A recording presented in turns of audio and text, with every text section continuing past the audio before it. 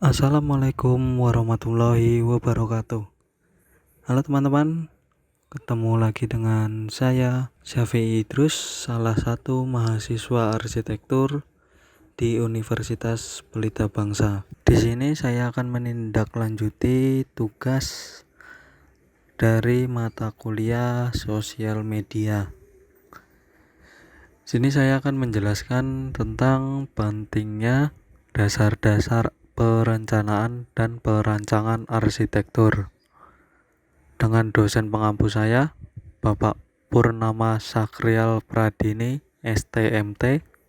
Saya sendiri, Syafi'i Idrus, dengan NIM 322110071, kelas arsitektur 21C. Oke, selanjutnya kita masuk ke materi.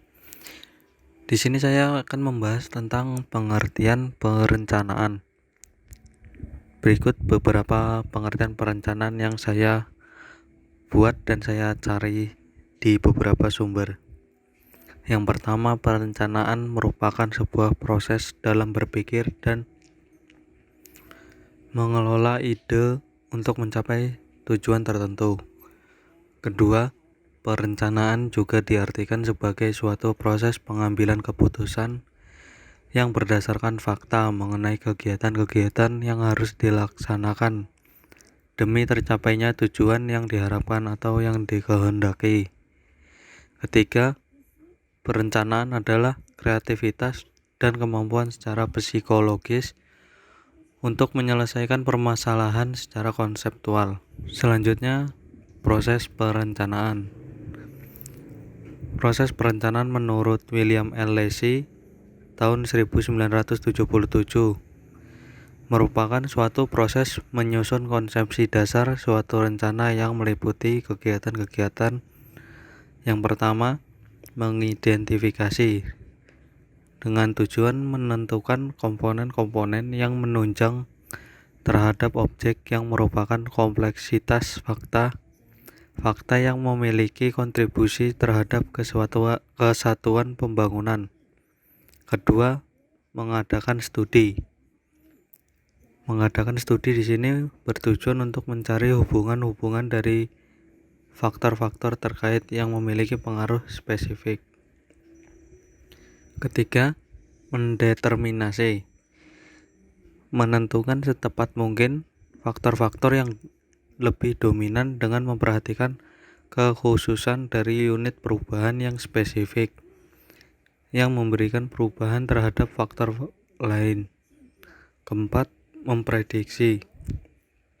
Mengadakan ramalan sebagaimana suatu faktor yang akan berubah sehingga mencapai keadaan yang lebih baik di masa depan. Kelima, melakukan tindakan. Berdasarkan prediksi di atas, perlu melakukan tindakan secara terstruktur untuk mencapai tujuan pembangunan. Selanjutnya, pengertian perancangan.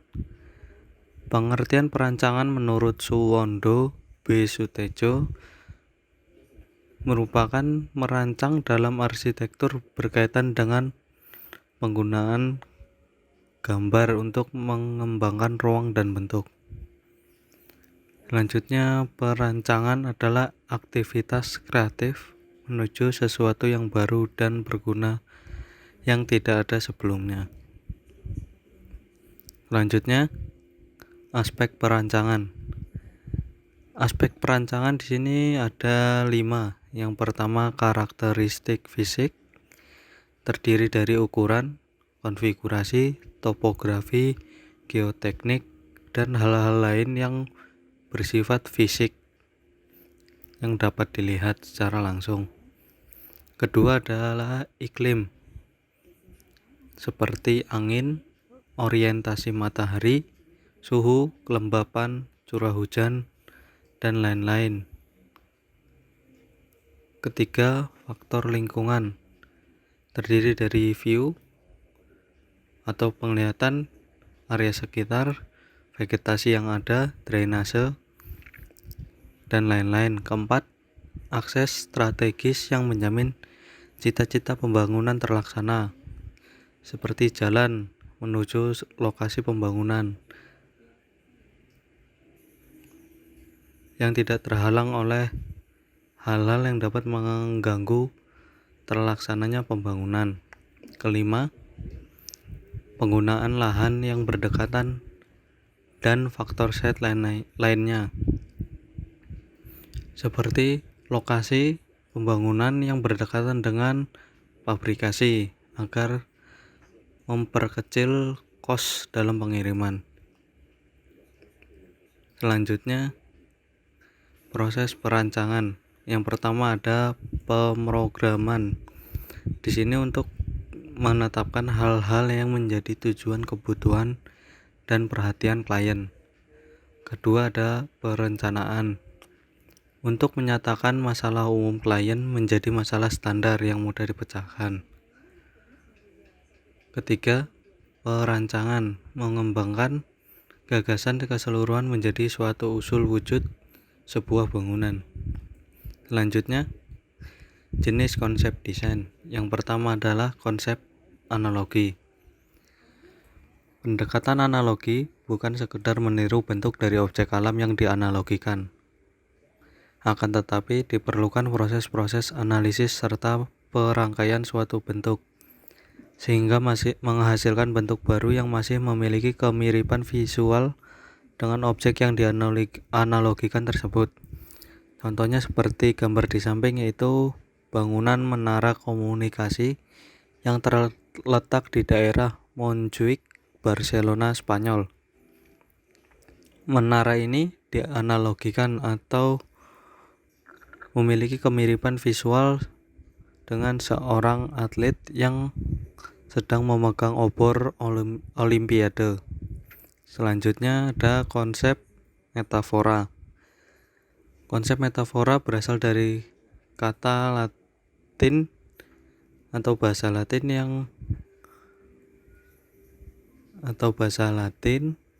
metaperein yang terbagi menjadi dua kata, yaitu meta yang berarti setelah atau melewati dan perein yang berarti membawa.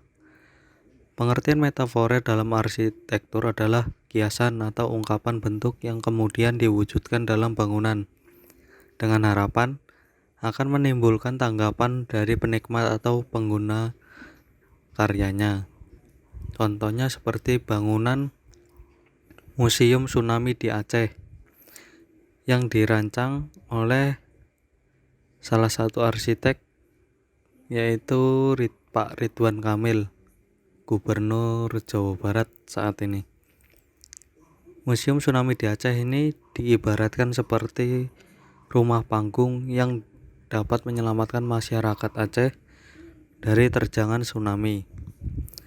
Yang ketiga adalah konsep esensi atau hakikat. Pada dasarnya, hakikat antara lain adalah konsep yang mengandung pengertian aspek yang paling penting serta intrinsik dalam desain. Contohnya seperti gambar di samping, ada bangunan terminal TWA di Bandar Udara Internasional Kennedy. Bangunan tersebut menggambarkan ekspresi drama, keistimewaan, dan kegairahan dari sebuah perjalanan. Selanjutnya ada konsep pragmatik. Konsep pragmatik adalah konsep yang dikembangkan berkisar tentang persoalan-persoalan yang pragmatis yang diidentifikasikan dari program sebuah bangunan. Konsep ini dikenal sebagai tanggapan langsung dari pemecahan masalah suatu proyek dan perancangannya. Contohnya seperti bangunan di samping itu bangunan Museum Udara dan Ruang Angkasa di Washington DC, Amerika Serikat. Dalam kasus ini, arsiteknya Obata berhasil mengidentifikasi titik permasalahan yang terletak pada sirkulasi dan orientasi bagi pengunjung yang jumlahnya tidak sedikit. Selanjutnya ada konsep utopia atau cita-cita. Utopia atau cita-cita merupakan konsep ideal yang dibawa oleh arsitek kepada masalah yang bersangkutan. Konsep yang tepat pada suatu proyek akan dijadikan sebagai inspirasi dan cita-cita oleh seorang arsitek. Konsep cita-cita berkaitan erat dengan pengetahuan serta pengalaman sang arsitek itu sendiri tentang bagaimana perancangan tertentu yang diperoleh melalui proses pembelajaran dan pengalaman panjang dalam mengerjakan perancangan ataupun kasus proyek yang berbeda-beda. Contohnya seperti bangunan Hearst Tower di Manhattan, New York yang dirancang oleh arsitek Foster dan partnernya. Gedung ini sangat mencolok dan mudah ditemukan di antara bangunan-bangunan di sekitarnya. Bangunan yang menggunakan fasad diagrid dari segitiga baja didesain untuk menggunakan kurang dari 21% baja dibandingkan dengan bangunan-bangunan pada umumnya. Selanjutnya, seberapa pentingnya perencanaan dan perancangan arsitektur bagi mahasiswa arsitektur. Tentu saja di sini sangat penting sekali peranannya. Dikarenakan dalam pembuat desain bangunan tidak hanya sekedar mendesain sebuah bangunan agar tampak menarik, melainkan ada proses di belakangnya yang harus dilakukan oleh seorang arsitek dalam membuat rancangan atau perencanaan sebuah bangunan.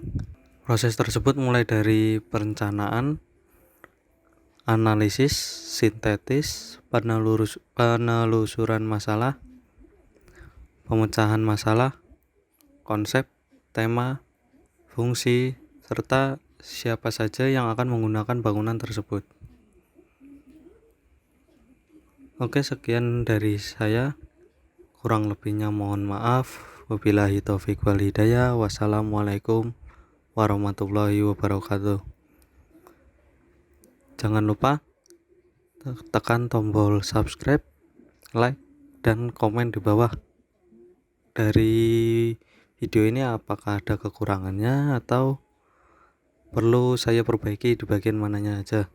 Silahkan komen, nanti saya akan jawab satu persatu. Oke, terima kasih teman-teman untuk pertemuan kali ini. Semoga ilmunya bermanfaat bagi teman-teman arsitektur di seluruh Nusantara ini. Assalamualaikum warahmatullahi wabarakatuh. Sampai ketemu di video selanjutnya.